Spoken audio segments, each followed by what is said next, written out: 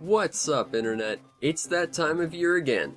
You know the one. The time where everyone who has ever at any point uploaded a video game video is obligated to create a Game of the Year list. And like always, before we begin, I'd like to give special recognition to 2 games this year that I can't record, but if I could, they'd be on this list. So special recognition to Read Only Memories, probably the only visual novel I've ever enjoyed, and Stardew Valley. I can't believe it's not PC Harvest Moon.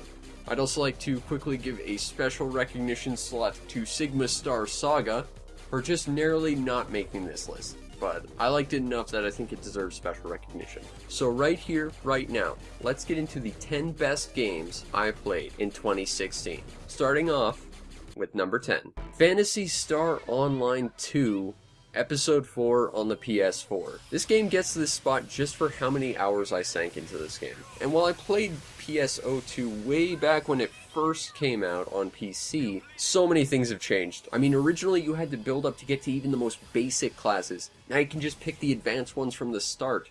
And they added twin blades! I freaking love twin blades!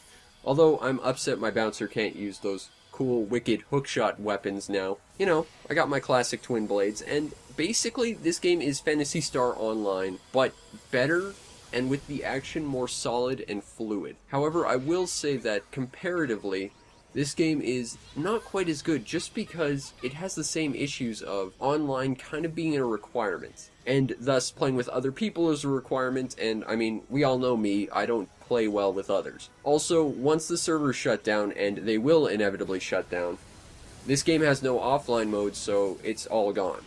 Which is a shame, because this game is really fun. The only thing I'm really super bitter about, though, is the fact that I imported a physical deluxe edition for like $120, and it's a free download, which I realized the moment after I paid for it. But at least I got a Rappy Pet. Shame I'm a bouncer and I'll never use it, but I got a Rappy Pet.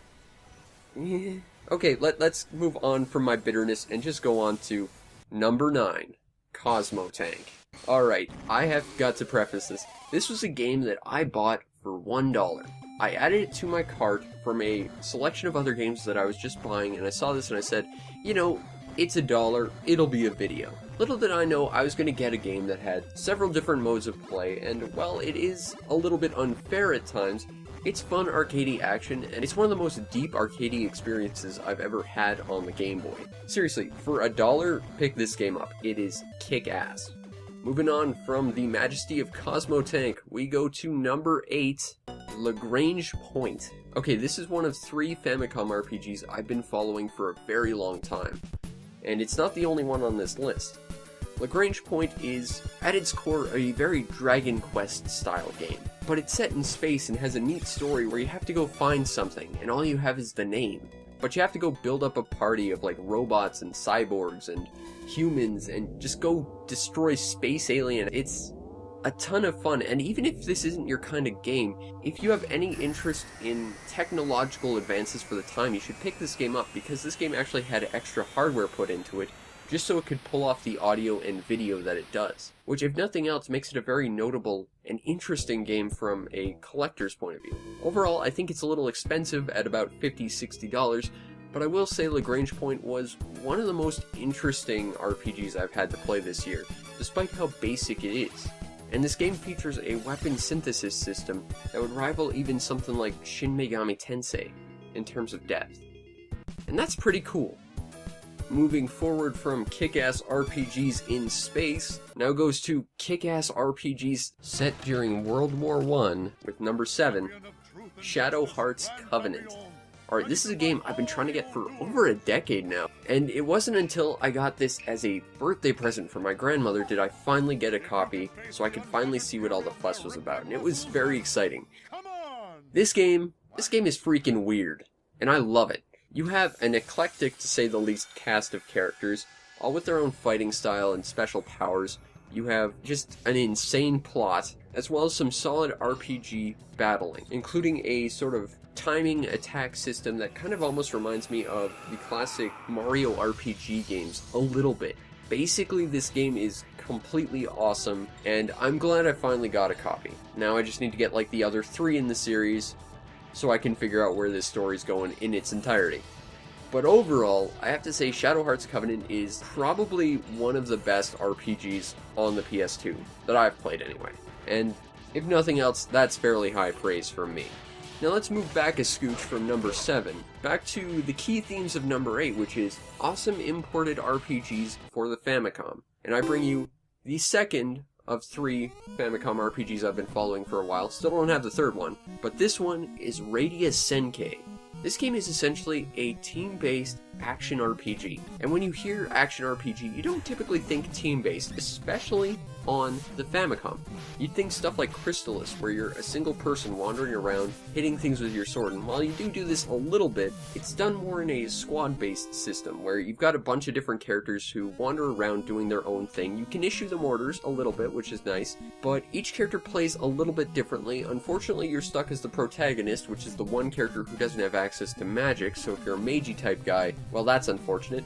But I gotta say, Radius Senkei is probably the best Famicom RPG I've played thus far. And if nothing else, like Lagrange Point, it's actually pretty historically important, because not only does it feature the patented Tecmo Theater style of, like, proto-cutscenes that we'd know best from, like, Ninja Gaiden, this was actually the last game to feature the Tecmo Theater, which I think makes it a worthwhile purchase just from a historical point of view. And that's completely ignoring the fact it's an amazing RPG with a really awesome story. Basically, if you can read Japanese or you've got the translation, play this, because it's pretty awesome. Moving on to number 5, we are going back up into space with Omega Boost. How have I not heard of this game before? Seriously, this game is amazing. You're a giant time-traveling jetpack-equipped robot blowing stuff up.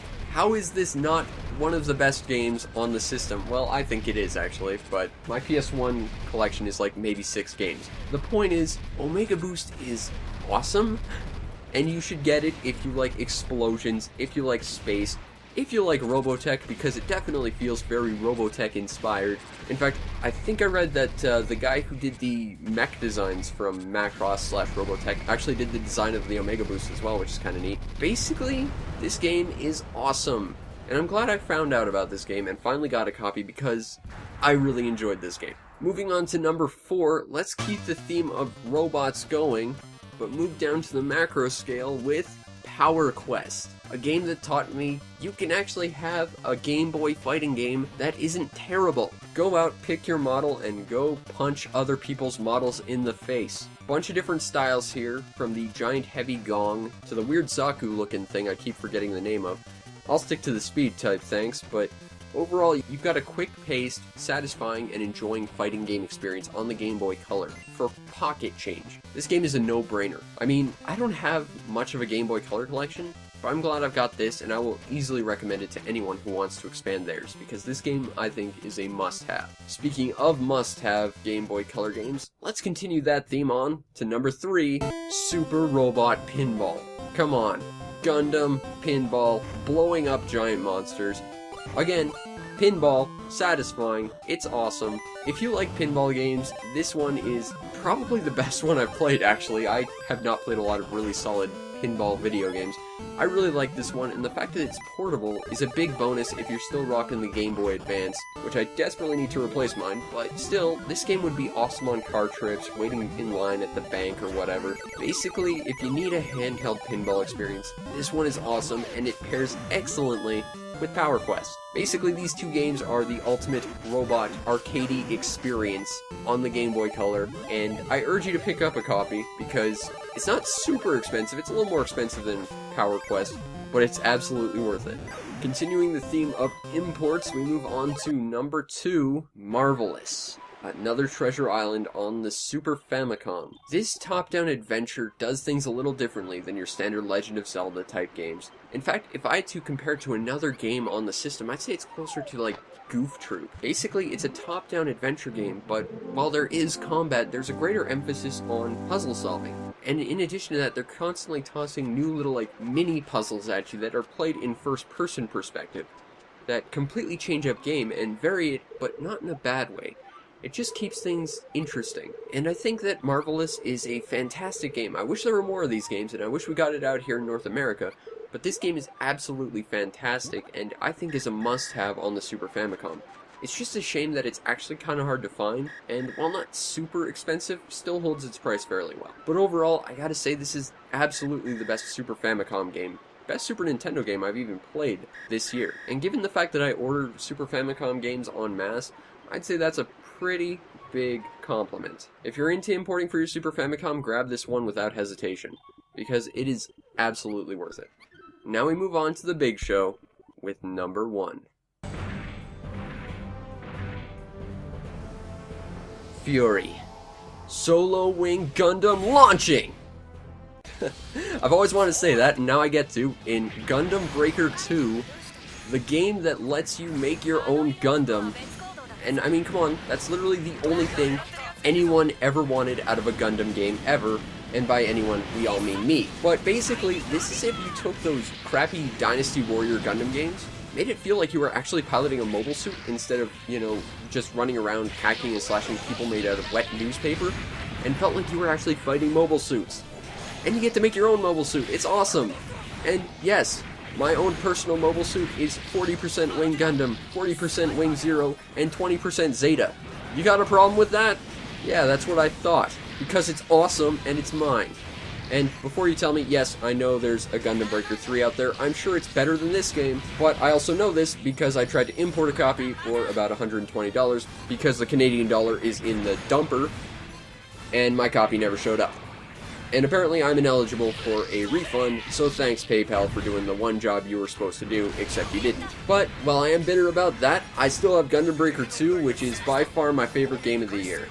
Fantastic action-y game that lets you make your own Gundam, and I mean, come on, that's just awesome. And that, dear ladies and gentlemen of the internet, is my top games of 2016. Those are the 10 best games I played this year, and given how much fun I've had this year with the games I've played, I'm kind of excited about next year. But I'd like to hear what your 10 favorite games of the year were down in the comments, because that's what the section is for, so that I can continue to expand my knowledge of games, maybe try and track a few down so I can play them myself and have a good time. But until then, I'll see you next time.